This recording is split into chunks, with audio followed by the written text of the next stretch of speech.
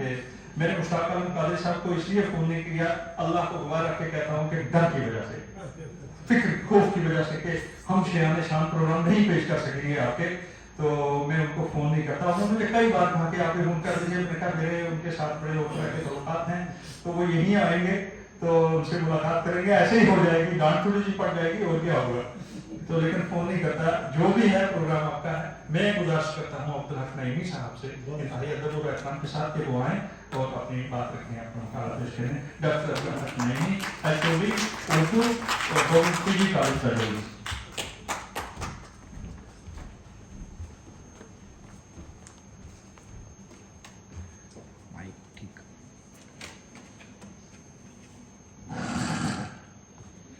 بسم اللہ الرحمن الرحیم. صدر پروقار،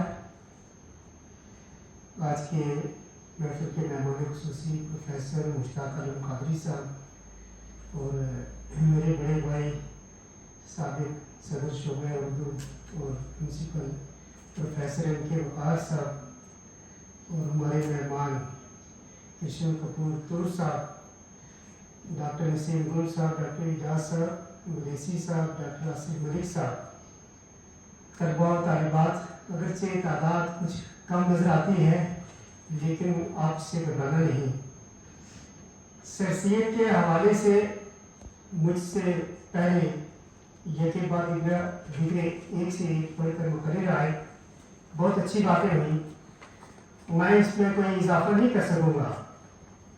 میرا مقالہ طویل ہے، میں اس کی تلخیص آپ کے سامنے گفتگو کی شکل میں تھوڑی سی تعلیم کے حوالے سے اور ریاکاری کہ سر سید کا خیال اس حوالے سے کیا ہے، اور چند کچھ طلباء و طالبات سے متعلق کچھ باتیں.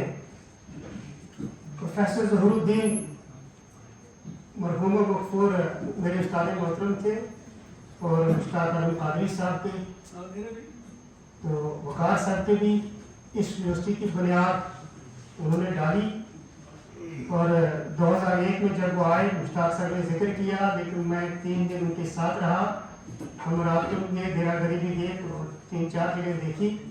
تو ہمارے رونیال صاحب کے ڈپٹی کمشنر بشیر احمد رونیال، انہوں نے کہا کہ ہمارے پاس ایک زمین ہے، کم و بیش مجھے اس کو یاد ہے کہ 5200 کنال شہروں میں بتائی تھی، اور ہربل گارڈن کا پرپوزل ہے گورنمنٹ کا.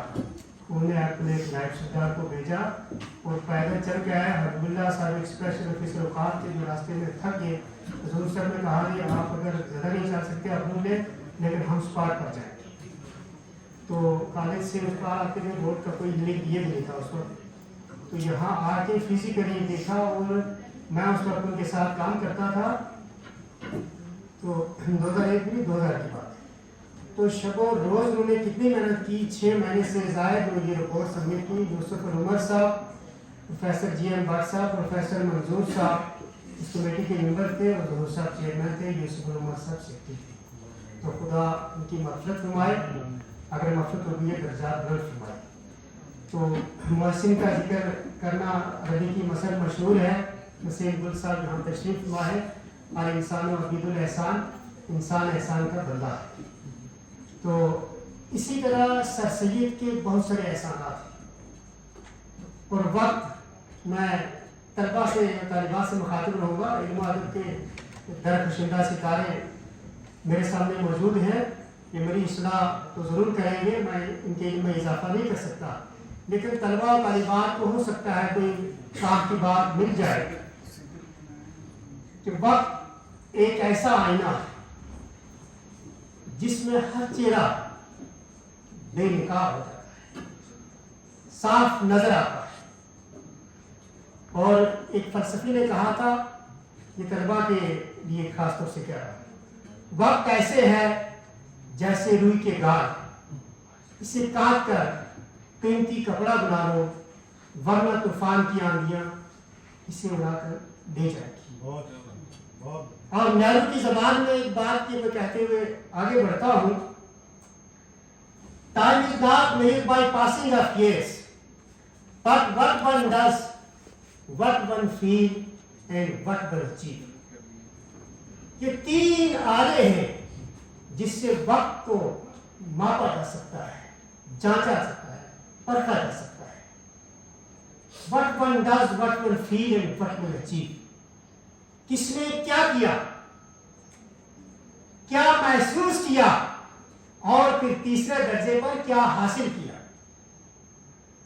اس کسوٹی پر ہم آج کے دن کئی مقامات پر ملک اور بیرون ملک میں یوم سر سید منایا جا رہا ہے بڑی آن و شان کے ساتھ.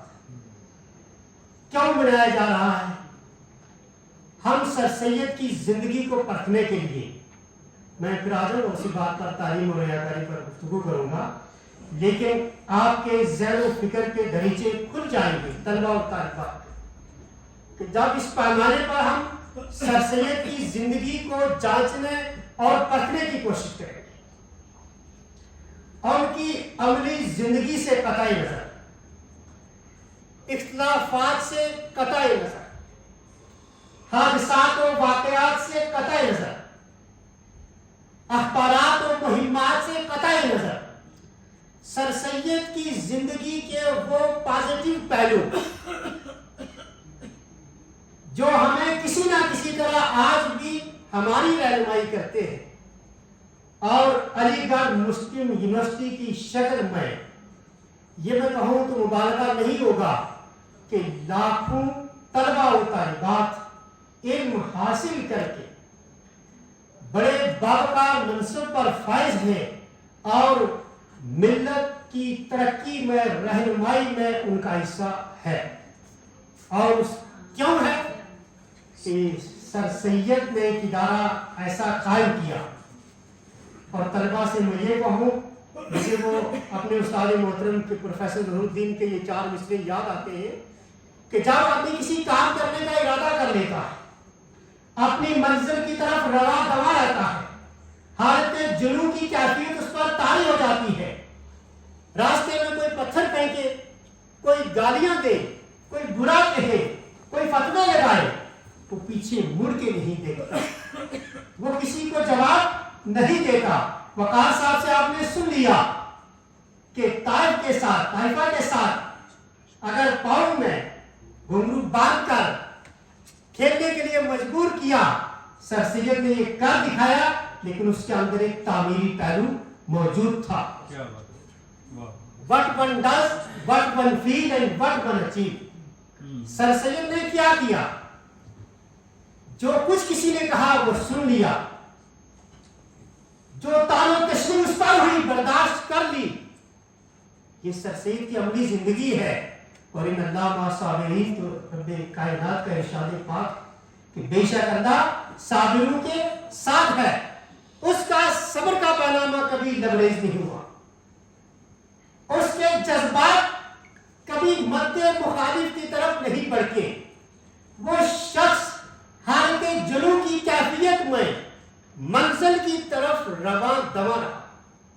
اس کے ذہن و فکر میں یہ تھا کہ آج مدرسہ علی گڑھ اور انٹر کالج یہ آنے والے وقت کا علی گڑھ مسلم یونیورسٹی ایک ادارہ قائم ہوگا. وہ تصورات کی دنیا میں دیکھ رہے تھے. ہے خواب خواب جس کو کہتے ہم شہود، ہے خواب میں ہنوز جو جاگے ہیں خواب سے، خواب میں ہنوز جو جاگے ہیں خواب کے ہیں خواب سے. واہ واہ واہ واہ واہ تو غالب ہے نا جی. بازی کا اعتبار ہے دنیا میرے یہاں، واہ واہ ہے نا، یہ غالب بھی کہہ سکتا ہے نا. ہے خواب میں ہنوز جو جاگے ہیں خواب سے. کیا بات. یہ خواب سر سید نے دیکھے اور غالب جیسا شخص اپنے کلام میں سر سید کا ترجمان بن گیا. تو میں نے جو 3 باتیں کہی، what one does, what one feel and what one achieve. سر سید نے کیا محسوس کیا کہ ہندوستان کی زمین لہو لہان تھی. جگہ جگہ لاشیں تڑپتے ہوئے نظر آ رہے تھے، لٹکتے ہوئے نظر آ رہے تھے. دلی کا شہر خون کی ندیاں بہاتا ہوا نظر آ رہا تھا. علامہ فضل حق خیر آبادی سے لے کر مولانا कफायतुल्लाह कैफी तक के लोग बहुत सारों ने फांसी के फंदे को कबूल करते हुए इस हिंदुस्तान के लिए अपनी जान का नजराना पेश कर दिया। वो काला पानी की जेल हो या और हो, तफसीलात के वक्त ही मैं इशारा करते हुए आगे गुजर जाऊं। सर सैयद ने यह महसूस हुआ कि ये तड़पती हुई कौम, ये दबी हुई कौम, ये कुचली हुई कौम, ये महकूम कौम, ये गुलाम कौम, आने वाले वक्त में इसका सहारा कौन है अल्लाह के सिवा। अल्लाह ने ये वादा सरईदियत के ज़हन फिक्र में बदीद किया था और सर सैयद जैसे शख्स को ये तौफीक अल्लाह ने दी थी। अल्लाह का फजल हजीम हुआ और रसूलुल्लाह का लुत्फ़ अमीन हुआ तो सर सैयद ने मंजिल आगे बढ़ाना शुरू कर दी। ये महसूस किया एंड व्हाट वन अचीवमेंट क्या है, वो अलीगढ़ मुस्लिम यूनिवर्सिटी है, उसकी दूसरी कड़ी जामिया मिलिया इस्लामिया है, उसकी तीसरी कड़ी मौलाना आजाद यूनिवर्सिटी है और उसकी चौथी कड़ी और कड़ी दर कड़ी ये सिलसिला अब तक जारी है और सुबह क़यामत तक जारी और सारी रहेगा। मोहतरम और तलबा और तलिबात सामीन, एक मर्द मुजाहिद जब दिल में ठान कर मुसम्मन इरादे से कदम बढ़ाता है तो वक्त के बदलते हुए हालात हो या खतरात के उमड़ते हुए बादल हो, खौफो हिरास की गंगोर घटाए हूं या मद्दे मुकाबिल का सामना हो, हवा उधर की हो या इधर की हो, वो इसकी परवाह किए बगैर कदम अपना आगे बढ़ाता है। ये तो अपना अपना है हौसला, ये तो अपनी अपनी उड़ान है। कोई उड़ के रह गया बाम तक, कोई क्या कहशां से गुजर गया। ये तो अपना अपना हौसला, ये तो अपनी अपनी उड़ान है। कोई उड़ के रह गया बाम तक और कोई क्या कहशां से गुजर गया। छीन लो मुझसे मेरी नजर साथी, प्रोफेसर ज़हूरुद्दीन के 4 में से मलिक साहब ने लिखा है, तो मैंने फोन पर बताया था तो क्या इसके मैं इसकी सुना देता हूँ, आप गवाह हो जाएंगे कि ये कलाम उनका है। और जब कोई शेर कह रहे थे मैं उनके पास बैठा हुआ गुनगुना रहे थे। आपके नाम से लिखा मैं इसको। छीन लो मुझसे मेरी नजर साथियों, मेरी मंजिल मेरी हर डगर साथियों, कागजी पैरहन जब न जाए कहीं, हर तरफ गात में है शरर साथियों। गालिब जब कह रहा था तो क्या कहा था, कागजी है पैरहन हर पाए के नक्श फरियादी है किसकी, शोखिए तहरीर का, कागजी है पैरहन हर पाए के तस्वीर का। तो प्रोफेसर ज़हूरुद्दीन जब बोलता है तो वो कहता है कागजी पैरहन जल न जाए कहीं, बड़ी अलामत है, कागजी पैरहन जल न जाए कहीं, हर तरफ गात में है शरर साथियों। महसूस किया था सर सैयद ने, हर तरफ गात में है शरर साथियों। कोई गुजरा है फिर मंजिले दार से, कोई गुजरा है फिर, ये एक उम्मीद की किरण है इसमें, कोई गुजरा है फिर मंजिले दार से, आज है सरनगू हर शजर साथियों। आबलू से डरे क्या के है जिंदगी, आबलू से डरे क्या के है जिंदगी, आग की वादियों का सफर साथियों। जो मंजिल तक पहुंचते हैं वो आग की वादियों से टकराते हुए आगे बढ़ते हैं। मैं अर्ज कर रहा था कि 2 मौजू पर थोड़ी सी वक्त ज्यादा न हो, तालीम और रियाकारी पर बात करूं।